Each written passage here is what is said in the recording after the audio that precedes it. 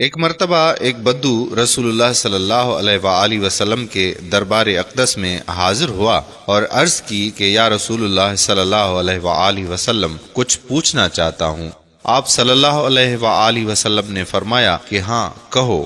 دربار میں اس وقت دوسرے صحابہ اکرام کے ساتھ حضرت خالد بن ولید بھی موجود تھے۔ انہوں نے یہ حدیث شریف تحریر کر کے اپنے پاس رکھ لی جو آج تک مسلمانوں کے لیے مشعل راہ ہے۔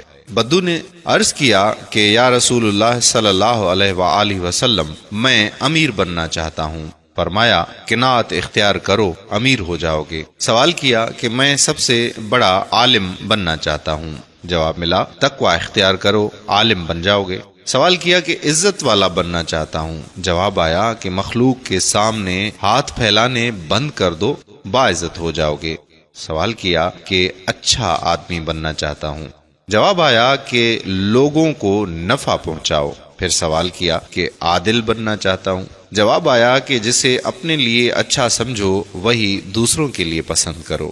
پھر سوال کیا کہ طاقتور بننا چاہتا ہوں۔ اللہ کے رسول صلی اللہ علیہ وآلہ وسلم نے کہا کہ اللہ تعالیٰ پر توکل کرو۔ سوال کیا کہ اللہ تعالیٰ کے دربار میں خاص خصوصیت کا درجہ چاہتا ہوں۔ جواب آیا کہ کثرت سے اللہ تعالیٰ کا ذکر کرو۔ سوال کیا کہ رزق کی کشادگی چاہتا ہوں۔ فرمایا کہ ہمیشہ باوضو رہو۔ سوال کیا کہ دعاؤں کی قبولیت چاہتا ہوں۔ جواب آیا کہ حرام نہ کھاؤ۔ پھر سوال کیا کہ ایمان کی تکمیل چاہتا ہوں۔ جواب آیا کہ اخلاق اچھے کر لو۔ پھر سوال کیا کہ قیامت کے روز اللہ تعالیٰ سے گناہوں سے پاک ہو کر ملنا چاہتا ہوں۔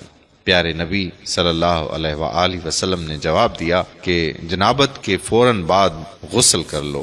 پھر سوال کیا کہ گناہوں میں کمی چاہتا ہوں۔ جواب آیا کہ کثرت سے استغفار کیا کرو۔ سوال کیا کہ قیامت کے روز نور میں اٹھنا چاہتا ہوں۔ جواب آیا کہ ظلم کرنا چھوڑ دو۔